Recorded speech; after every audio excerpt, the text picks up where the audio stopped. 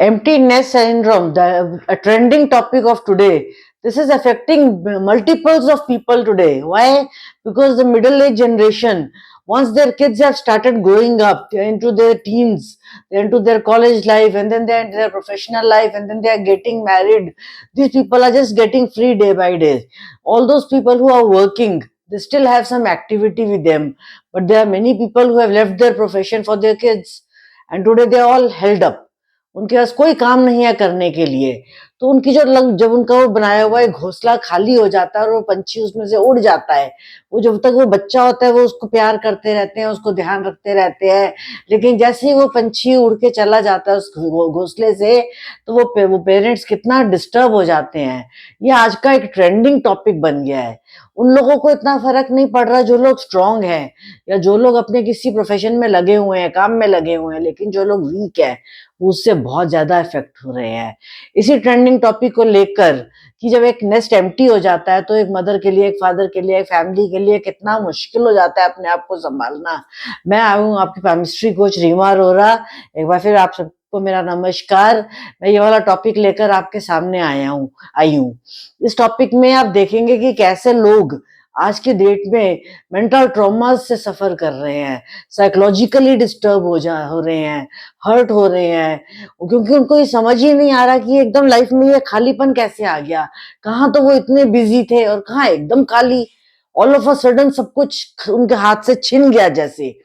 तो ये मैं आपको एक इंसिडेंट, रियल लाइफ स्टोरी सुनाऊंगी कि जब मैं मेरी बेटी ने 12th किया हो तो उसने पहले से ही अपना मन बना रखा था कि वो फैशन डिजाइनिंग के लिए पढ़ाई करेगी, तो उसने निफ्ट क्लियर किया और उसका एडमिशन भोपाल में हो गया। सेम मेरी क्लासमेट थी, तो उसके बेटे ने आईआईटी के लिए सोचा हुआ था, उसका इंजीनियरिंग में एडमिशन हो गया और वो चला गया। अब मैं तो 20 साल से इस प्रोफेशन में हूँ, तो मेरे पास तो बहुत सारी एक्टिविटीज है करने के लिए, हर समय बिजी रहने के लिए मेरे पास बहुत सारे काम है। लेकिन वो एक हाउसवाइफ थी, वो कुछ भी नहीं कर रही थी। तो एक दिन मैंने उसको कॉल करके पूछा कि तो क्या कर रही है, तो उसने मेरे से बोला, मैंने इधर एक बड़ा कुशन रखा हुआ है, इधर एक दूसरा कुशन रखा हुआ है, और मैं आराम से बैठ के कैंडी क्रश गेम खेल रही हूँ। मेरे पास तो कोई काम ही नहीं है करने के लिए। अब तो मेरा बेटा बाहर चला गया है और मैं बहुत फ्री हो गई हूँ। मैंने कहा अरे वाह, ये तो बहुत अच्छी बात है, अगर फ्री हो गई है तो कुछ क्रिएटिव कर सकती है। तो वो एकदम रोने लग गई फोन पे, कहने लगी कि मैं बहुत डिस्टर्ब्ड हो गई हूँ, मैं इमोशनली बहुत लो फील कर रही हूँ, वीक फील कर रही हूँ, अकेला फील कर रही हूँ, ऐसे लग रहा है कि मेरा घर खाली हो गया, इस घोंसले में से चिड़िया उड़ पंछी मेरे सारे उड़ गए, अब मेरे पास कोई भी नहीं बचा। तो मैंने उसके साथ डिस्कशन किया और मैंने देखा कि ऐसा कौन से फैक्टर्स हैं जो इंसान को एक वीक पर्सन बना देते हैं जब उनका नेस्ट एम्प्टी हो जाता है, और ऐसे कौन से लोग हैं जो स्ट्रांग रहते हैं चाहे उनका नेस्ट एम्प्टी हो जाता है। वो उनके अंदर एक्सेप्टेंस मोड आ जाता है, इनके अंदर एक्सेप्टेंस मोड नहीं आता। तो सबसे पहला जो हम हाथ पॉइंट देखते हैं वो होता है हमारा साइज ऑफ द हैंड। आपका हाथ जितना छोटा होगा, जितना स्मॉल हैंड होगा आपका, जितने स्मॉल नेल्स होंगे आपके, उतनी ही सोच आपकी छोटी होगी। क्यों? क्योंकि आपको सारी चीजों का एरिया कम मिला है। तो क्या होता है कि आप एक लिमिटेड जोन में सोच पाते हैं। आप बहुत इम्पल्सिव होते हो, आप बहुत इमीडिएट आंसर्स चाहते हो, तो आप एकदम नई चीजों को एक्सेप्ट ही नहीं करते। आप डिसीजन मेकिंग में बहुत एक्टिव होते हो। तो जो ये आपका हाथ का ये जो साइज होता है, ये जो हमारा पूरा हाथ बनता है, क्या ये लंबा है या ये छोटा है, ये बहुत मैटर करता है। जितना छोटा हाथ होगा, जितना आपका हाथ पीछे से छोटा लगेगा और जितनी आपकी ये फिंगर्स छोटी होंगी, आप इस प्रॉब्लम को ज्यादा फेस करोगे। आप अपने सेंटिमेंट्स को कंट्रोल नहीं कर पाओगे, आप उससे वीक हो जाओगे, आप नॉस्टैल्जिक फील करोगे। आपके हाथ का साइज बहुत मैटर करता है। ये हाथ जितना लंबा होगा उतनी आपके अंदर पेशेंस होगी, आपकी पेशेंस लेवल आपको इतनी हाई होगी कि आपको समझाएगी कि इस चीज से आपको बाहर निकलना है। फिर आता है आपका माउंट ऑफ मून। ये हमारे इमोशंस को शो करता है। ये माउंट ऑफ मून जितना डिस्टर्ब्ड होगा, जितना वीक होगा, जितना प्रेस्ड होगा, जितने जितना इस पे नेगेटिव साइंस होंगे, उतना ही ये इंसान को कमजोर बना देगा। वो किसी भी चीज को एक्सेप्ट नहीं करेंगे। और यही माउंट जितना स्ट्रॉन्ग और वेल डेवलप्ड होगा, फूला हुआ होगा, हेल्दी होगा, उतना ही वो पर्सन इस एम्प्टी नेस्ट सिंड्रोम को एक्सेप्ट कर लेगा। इन द सेम वे हमारी जो ये हार्ट लाइन है, ये जितना ज्यादा हमारे यहाँ पर आके सैटर्न के माउंट पे जाती है, उतना हमें फैमिली से कनेक्ट करती है, और फैमिली के साथ जो कनेक्टिविटी बनाती है उसमें एक पॉजिटिवनेस ले आती है, अपनापन ले आती है, बहुत प्यार और अटैचमेंट ले आती है। और जितना ये इधर जुपिटर पे चली जाती है, ये हमें सोसाइटी की तरफ पॉजिटिव बना देती है। तो क्या होता है कि जिन लोगों की ये हार्ट लाइन यहाँ से जाकर यहाँ जुपिटर पे जा रही होती है, वो लोग बैलेंस्ड हो जाते हैं, वो अपने सेंटिमेंट्स को कंट्रोल कर लेते हैं, वो नॉस्टैल्जिक फील नहीं करते, अपने इमोशंस को संभाल लेते हैं, और वो अपने लाइफ में कोई और काम कर लेते हैं, बल्कि ये लोग अपने आप को डिस्टर्ब कर लेते हैं या अपने आप को वीक कर देते हैं। इसी तरीके से अगर हम देखें तो हमारा जो ये क्या कहते हैं सैटर्न का माउंट है, ये जितना डेवलप्ड होगा वो भी आपको डिप्रेशन देगा। तो आप जितना अकेले अकेले रहते हो दुनिया में, सोसाइटी में कनेक्ट नहीं होते हो, उतना ही आपको ये वाली प्रॉब्लम ज्यादा आती है। अगर ये नहीं होगी तो आपको ये प्रॉब्लम नहीं आएगी।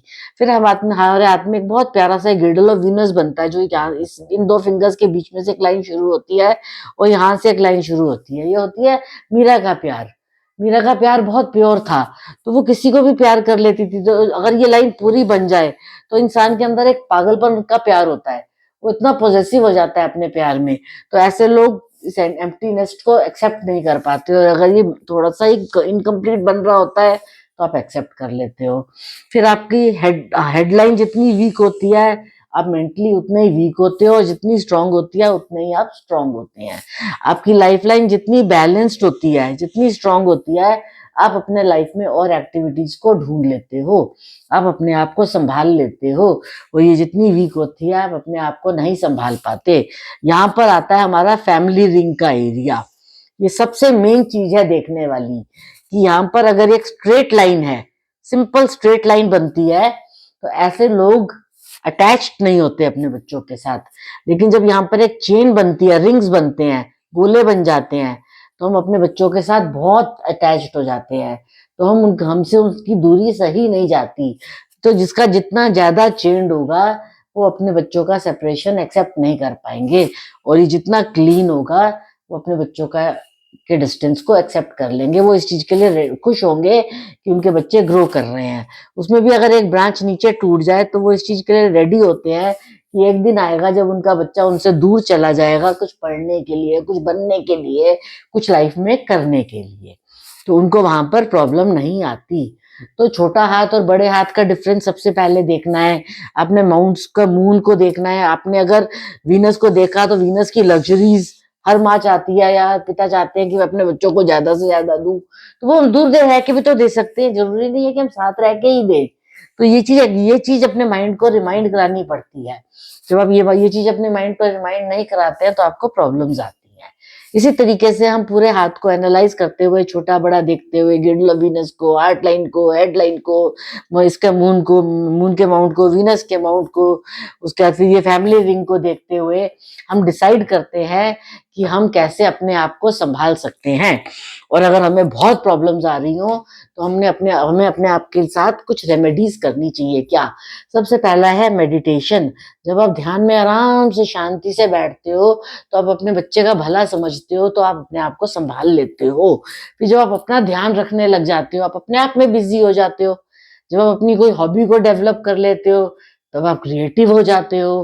तो आपको कोई ना कोई हॉबी डेवलप करना चाहिए, या आप कोई काम करने लग जाओ, लाइफ में कुछ एक्टिविटी करने लग जाओ, कोई सोशल सर्विस करने लग जाओ, सोशल जोन में आगे बढ़ जाओ, ज्यादा से ज्यादा काम करो। और जिस दिन आपने ये प्राउड फीलिंग आ गई आपके अंदर कि मैंने अपने लेवल पर अपने बच्चों को ग्रो करके उड़ना सिखा दिया, you will be the happiest person.